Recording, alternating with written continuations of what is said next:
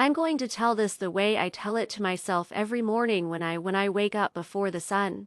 When my bones ache a little and my heart aches a lot less than it used to. Because if I don't say it out loud, I forget how far I've come, and my name is Margaret Louise Turner. I'm 72 years old, born in Pennsylvania. Raised in a house my late husband built with his own hands. A house that smelled like coffee in the mornings and old books at night. A house where I raised 3 children and believed, with the kind of faith only a young mother has, that love given would always come back multiplied. And for most of my life I thought if you did the right things, if you stayed loyal, if you sacrificed quietly, life would eventually be kind in return. But life doesn't always follow the rules we were taught. And sometimes it takes everything familiar away before it teaches you what truly matters. Because the truth is I lost my house not to fire or flood or the economy, but to my own children's choices. And that's the kind of loss people don't like to talk about because it comes with shame stitched into it. And I carried that shame for a long time. Silently, the way women of my generation were taught to do. I was married for 46 years to a man named Richard who worked construction and never missed a Sunday breakfast. A man who believed a handshake still meant something. And when he died suddenly of a heart attack, my world shrank overnight, not just emotionally but practically. Because grief has a way of making you vulnerable in places you didn't even know existed. And my children stepped in at first. Or at least they said they did. They talked about paperwork and finances and helping mom manage things. And I trusted them because they were my children. Because I had held them when they cried as babies. Because I had stayed up nights sewing costumes and packing lunches and worrying about fevers. And I never imagined that love could be used as leverage. But slowly decisions were made without me. Signatures were suggested, explanations were rushed. And before I fully understood what was happening, the house that held my entire life was no longer mine. It was sold, the money handled. And I was told it was for the best, that I couldn't live alone anymore. That I should be grateful, and I remember standing in the empty living room one last time, touching the wall where we had marked the children's heights in pencil, feeling like a guest in my own memories. And I didn't fight because I was tired and grieving and because somewhere deep inside I still believed my children wouldn't let me fall. But that belief shattered quietly when weeks turned into months and phone calls went unanswered and visits became excuses. And I found myself sleeping on couches, then in a small rented room I could barely afford, counting pennies, cutting pills in half, pretending I was fine when anyone asked. Because in America we admire independence even when it's killing us. And admitting you've been abandoned by your own family feels like admitting personal failure. And I want you to understand something. Losing a house at my age isn't just losing a roof. It's losing proof that your life mattered. It's losing the place where your memories had permission to exist.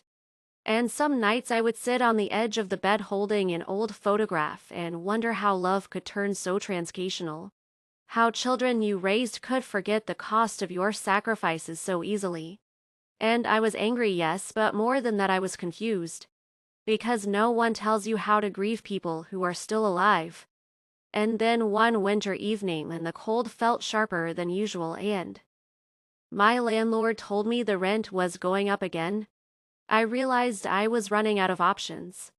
And that night I cried in a way I hadn't cried even when my husband died. Because this felt like erasure. Like being written out of my own story. And it was around that time that something unexpected happened. Something that still feels like grace when I say it out loud. Because on my way back from the grocery store one afternoon, struggling with heavy bags and heavier thoughts, I slipped on the sidewalk and fell. Hard, and for a moment I just lay there staring at the gray sky thinking maybe this was how it ended. Quietly and conveniently, but then a woman's voice cut through the noise. Warm, accented, concerned, asking if I was okay. And before I knew it I was surrounded by people who didn't know me at all. An Indian family who lived nearby. The mother holding my hand, the father lifting the bags. The children watching with wide worried eyes. And they insisted on taking me home. Their home, just to rest, just to have tea. And I tried to refuse because that's what you do when you're old and proud and afraid of being a burden. But they wouldn't hear of it. And that was the first night in a long time I sat at a table with other people. The smell of spices unfamiliar but comforting. The sound of laughter in a language I didn't understand but somehow felt. And they asked me questions, real questions, real questions.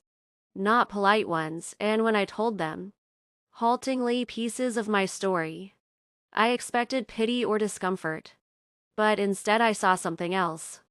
Empathy without judgment, kindness without calculation. And when it was time to leave, the mother, her name was Anjali, squeezed my hand and said, "You can come anytime." And I thought it was just a kindness people say. But the next day she knocked on my door with soup. And the next week she asked if I could help watch the children for a few hours because she worked part-time and trusted me. Trusted me, and that word landed in my chest like a gift. Because it had been so long since anyone had trusted me with anything meaningful. And slowly, without a grand plan, my life began to stitch itself back together.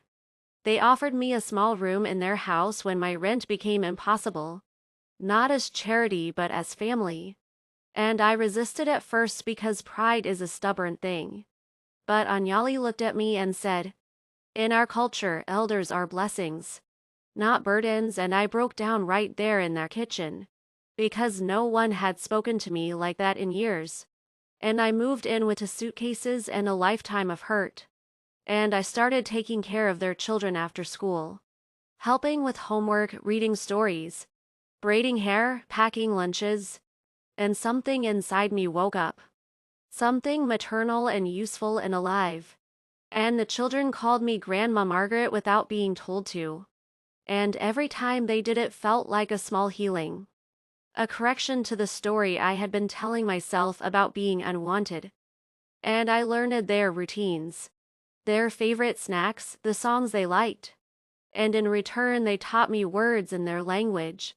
Taught me how to cook dishes I had never tasted before.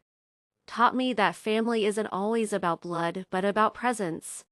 About showing up, about choosing each other every day.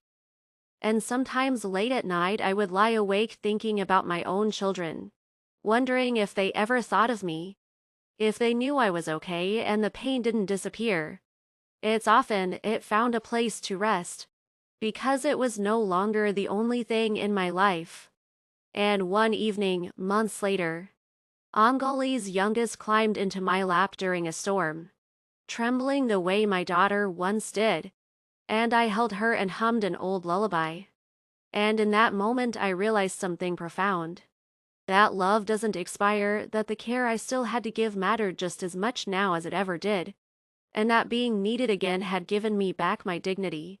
And now, years later, I wake up every morning to the sound of children getting ready for school, to the smell of chai and toast, to a life that looks nothing like the one I planned, but feels richer than the one I lost.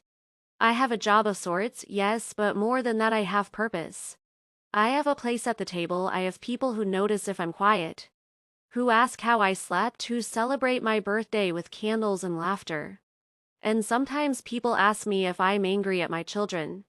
And the truth is I've made peace with what I can't change, because carrying bitterness would only steal what joy I've been given. And if my story has any meaning, it's this, that losing everything doesn't mean you've reached the end. That kindness can come from the most unexpected places. That family can be rebuilt with patience and love. And that even an old woman who thought her best years were behind her can find herself beginning again. Not in the house she lost, but in the home she found.